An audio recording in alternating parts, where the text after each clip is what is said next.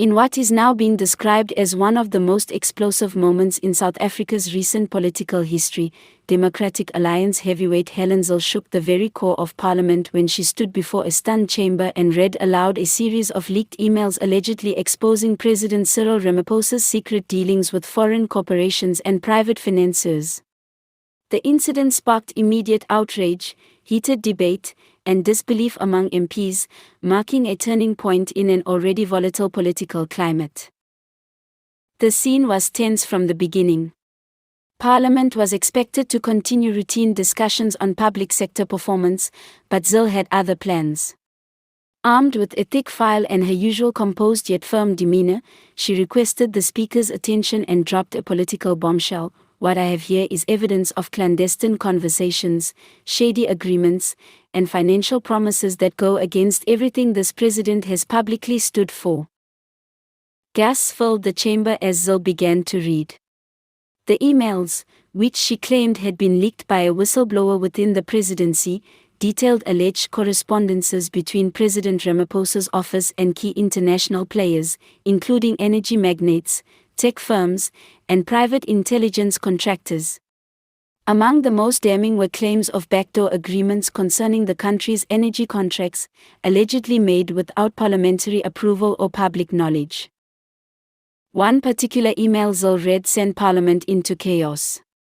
It allegedly detailed a commitment from Ramaphosa's advisors to allow foreign influence in South Africa's critical infrastructure projects in exchange for campaign financing and offshore investments.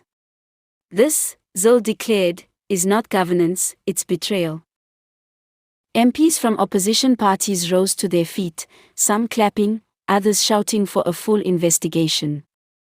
The ANC benches, meanwhile, were visibly shaken. Some attempted to interrupt Zille, calling the emails unverified and politically motivated. But she pressed on, stating, verification is already underway. These emails will be handed over to an independent panel for forensic analysis. If they are found to be genuine, the people of South Africa deserve the truth and justice. As the Speaker struggled to restore order, several members from both the EFF and IFP began chanting for Ramaphosa to address the allegations directly. Meanwhile, ANC loyalists scrambled to defend the president, insisting this was yet another orchestrated stunt designed to destabilize the government before key legislative reforms were passed. Outside the walls of Parliament, news of the email revelations spread like wildfire.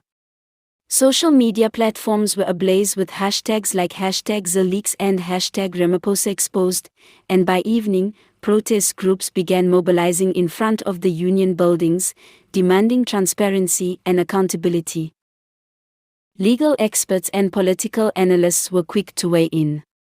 Some cautioned that the authenticity of the emails must first be confirmed before drawing conclusions, while others said that even the suggestion of such impropriety from the highest office in the land demands immediate parliamentary inquiry. As pressure mounts on Ramaphosa to respond publicly, his office issued a brief and cautious statement. The President is aware of the statements made in Parliament. The matter is being taken seriously and will be addressed in due course through the appropriate legal and governmental processes. Helen Zille, speaking to reporters after the session, remained unapologetic and steadfast. This is not about politics. This is about protecting our democracy, our constitution, and the sacred trust between a leader and their people. If Cyril Ramaphosa has nothing to hide, then he should welcome an investigation. In a nation already grappling with economic uncertainty, service delivery frustrations, and political fatigue, this revelation may have just opened a new chapter, one of reckoning. Whether these leaked emails will lead to a full-blown inquiry, legal consequences, or even a resignation remains to be seen. But one thing is clear, South African politics will never be the same after today.